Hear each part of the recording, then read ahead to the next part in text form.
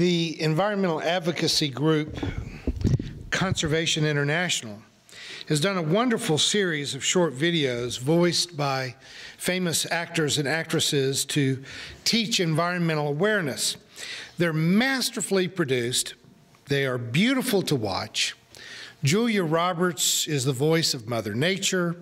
Harrison Ford speaks for the oceans. Edward Norton is the voice of the soil. Penelope Cruz speaks for the water, and Robert Redford speaks as the redwoods. The collection is growing, and it is well worth spending some time on YouTube being mesmerized by the whole collection. I especially like them because they're using these familiar and powerful voices to speak in the first person, as if the oceans, the trees, the soil were speaking to us very personally, and with no small amount of contempt for us, for pollution, global warming, and for exhausting natural resources.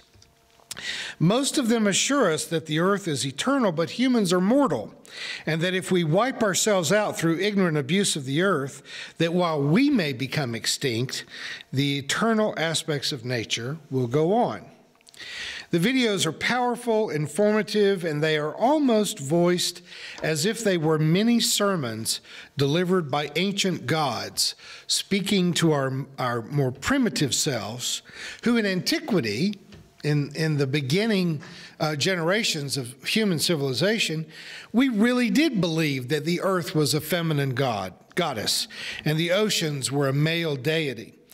Producing the videos this way speaks to a very ancient place in our unconscious memory of when we automatically attributed emotion, character, opinions, likes and dislikes to the gods and goddesses of the universe. We experience the world, humans experience the world through conscious thought, and we react through our emotions.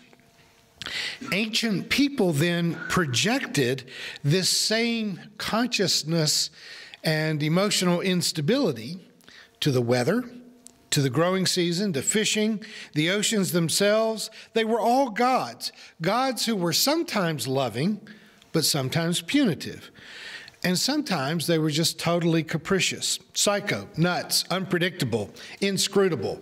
They had to be satisfied somehow. Throw a young virgin into the volcano, or burn a part of your crops. Make some sacrifice to appease the capriciousness of these personified aspects of nature.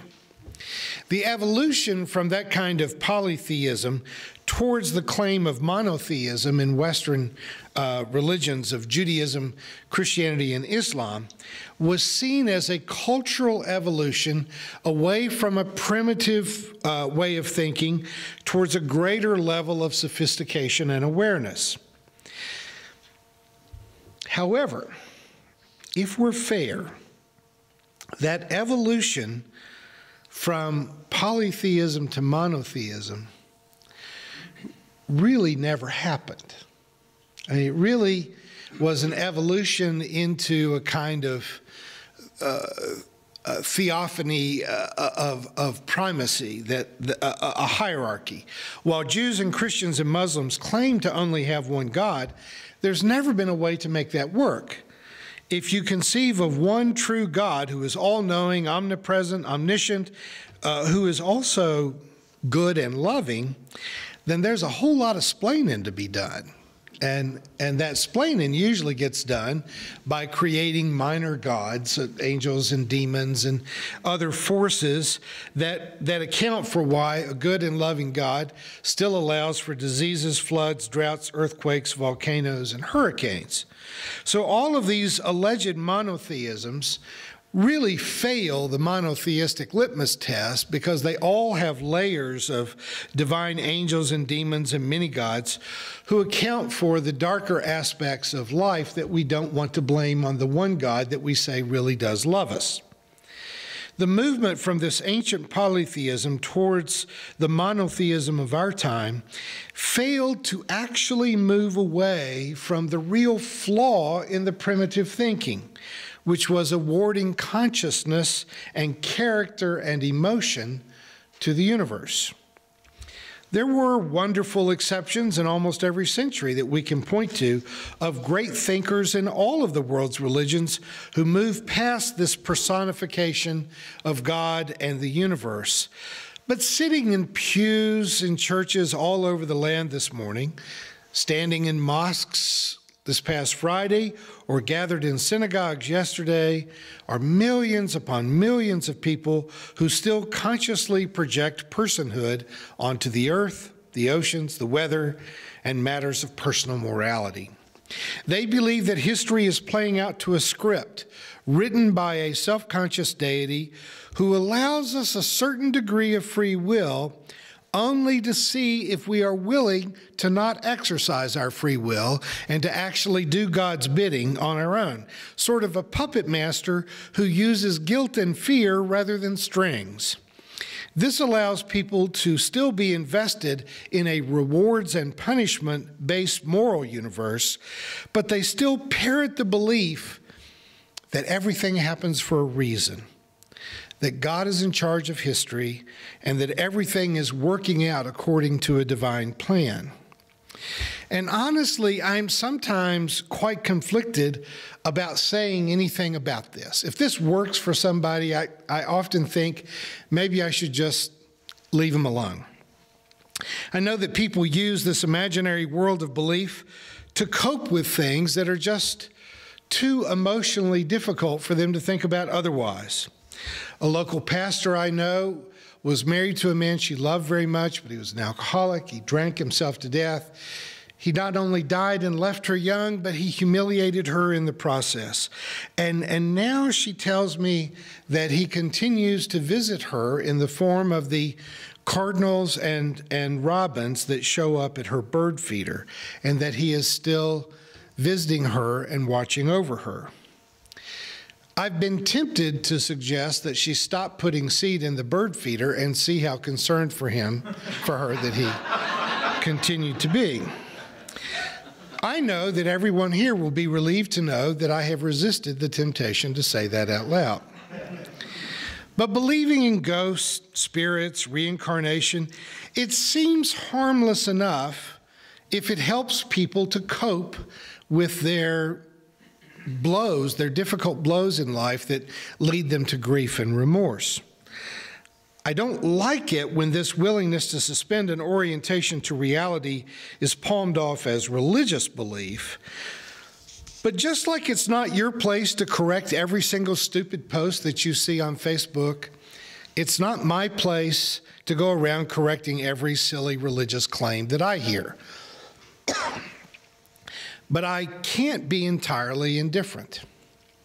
In a very serious conversation this week with a woman who is a victim of severe domestic abuse, who recently felt so desperate that she made a serious attempt at taking her own life, I learned that she is now deeply involved in Bible studies with Jehovah's Witnesses, who are telling her that what she needs to do is to pray harder.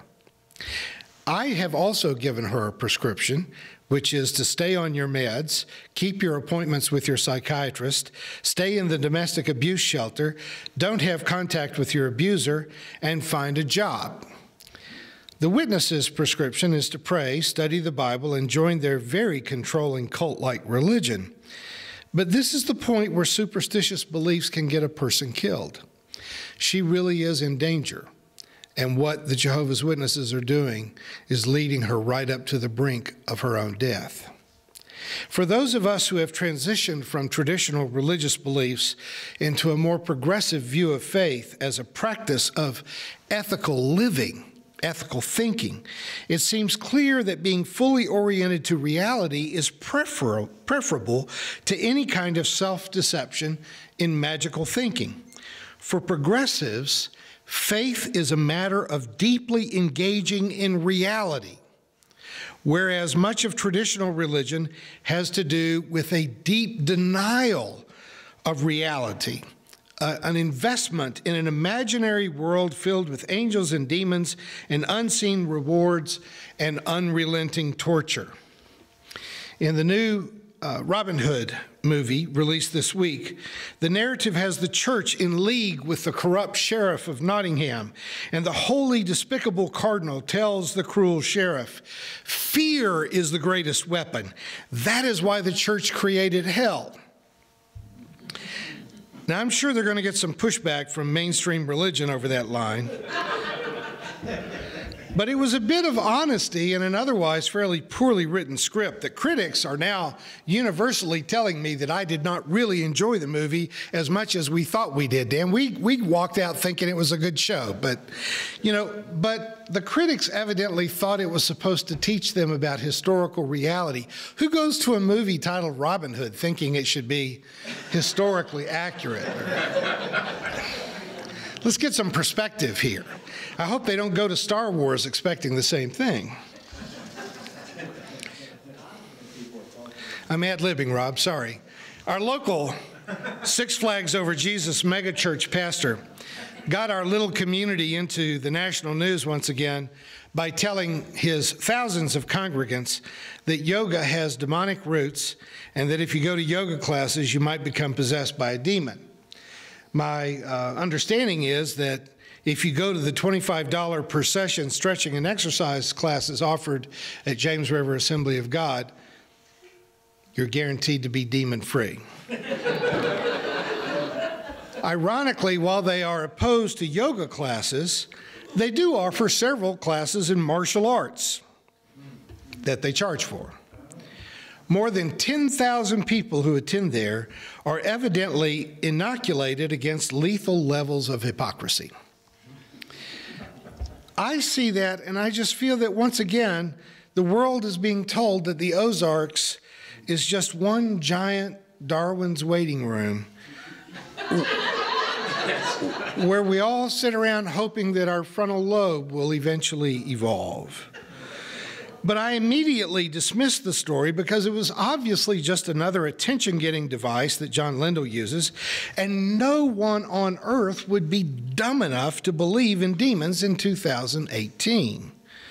Apparently, I have once again overestimated the critical thinking skills of our neighbors, as many local yoga studios have announced a sudden and precipitous decline in their paying customers. I know that most people will counsel us to say, who cares what other people believe? There's no harm in thinking that your deceased loved one is now eating the earthworms in your backyard.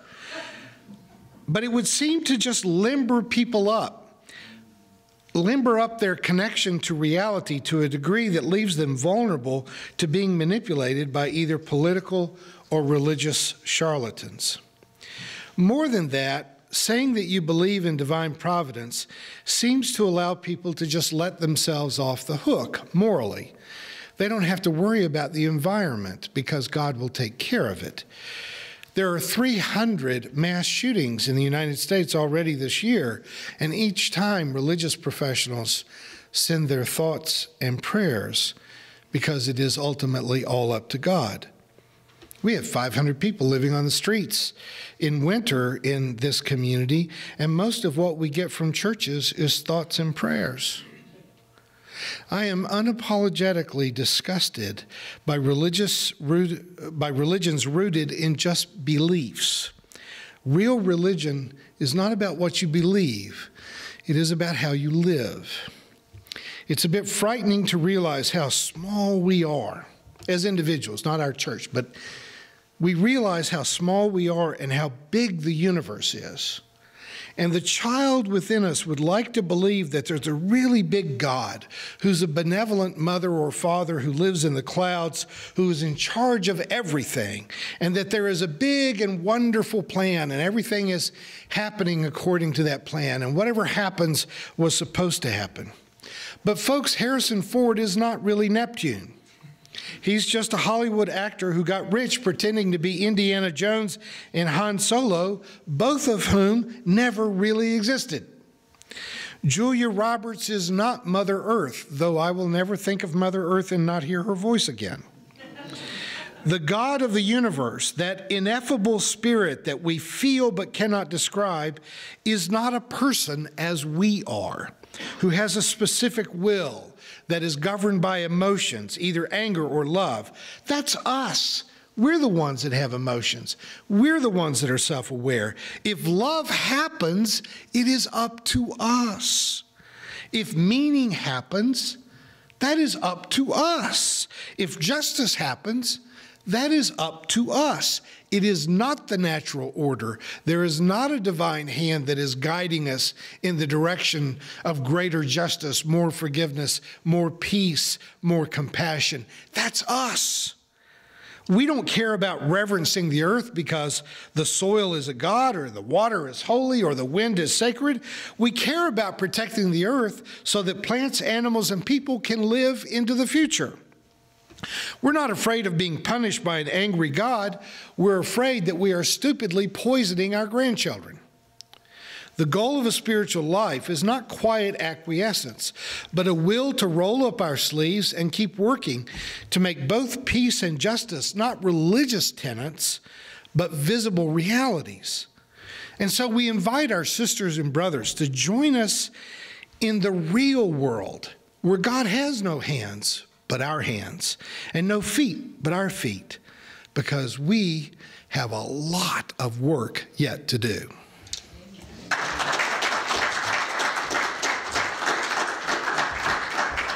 Thank you for watching our videos. We are entirely dependent on the donations of our listeners and members. We hope that you find this content to be important enough to help us to keep offering these videos to the public at no charge by becoming a regular contributor. Please click on the donate button on our website at www.spfccc.org. Thank you for your support of progressive religious programming.